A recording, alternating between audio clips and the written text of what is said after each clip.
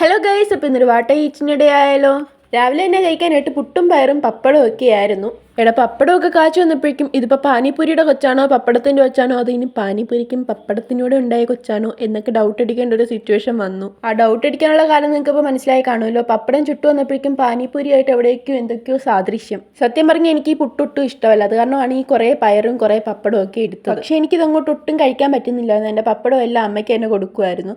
ഈയിടെയായിട്ട് ഇച്ചിരി അഹങ്കാരമൊക്കെ കൂടുതലാണെന്ന് തോന്നുന്നു. പിന്നെ ഒരു 10:30 ആയപ്പോഴേക്കും ഈ ഒരു ഓറഞ്ച് നാരങ്ങ വെള്ളം കലക്കി കുടിച്ചിട്ടുണ്ടായിരുന്നു. പിന്നെ ഞാൻ ഫുഡ് കഴിക്കുന്നത് ഒരു 6:30 ഒക്കെ ആയപ്പോഴാണ്. 6:30 ആയപ്പോഴാണ്. കാരണം അമ്മയ്ക്ക് പല്ലിന് ക്ലിപ്പിടാൻ പോകണമായിരുന്നു. അതെല്ലാം കഴിഞ്ഞ് വന്നപ്പോഴേക്കും കുറേ താമസിച്ചു. തിരിച്ച് ആലപ്പുഴയൊക്കെ എത്തിയപ്പോഴേക്കും അമ്മ ബസ് സ്റ്റാൻഡിൽ നിന്ന് ഈ പഴംപൊരിയും നാരങ്ങളും ഒക്കെ വാങ്ങിച്ചു തന്നു. പിന്നെ ഞങ്ങൾ വീടെത്താറൊക്കെ ആയപ്പോഴേക്കും തട്ടുദോശ വാങ്ങിച്ചുകൊണ്ട് പോകാം എന്നൊരു പ്ലാനായി. അപ്പോഴേക്കും നേരെ അങ്ങോട്ട് കയറിയിട്ട് ഞാനൊരു സ്പ്രൈറ്റും കൂടെ വാങ്ങിച്ച് അങ്ങോട്ട് കുടിച്ചു. അങ്ങനെ വീട്ടിൽ വന്നിട്ട് നല്ല ഓംലേറ്റും മുളകും ചമ്മന്തിയും ദോശയും എല്ലാമായിട്ട് അതങ്ങോട്ട് കഴിച്ചു. ഇതെല്ലാം കഴിഞ്ഞിട്ട് പിന്നെ എഡിറ്റിങ്ങും പരിപാടിയൊക്കെ കുറേ ഉണ്ടായിരുന്നു. അതിൻ്റെ കൂട്ടത്തിൽ ഒരു ചായയോടെ കുടിച്ചു.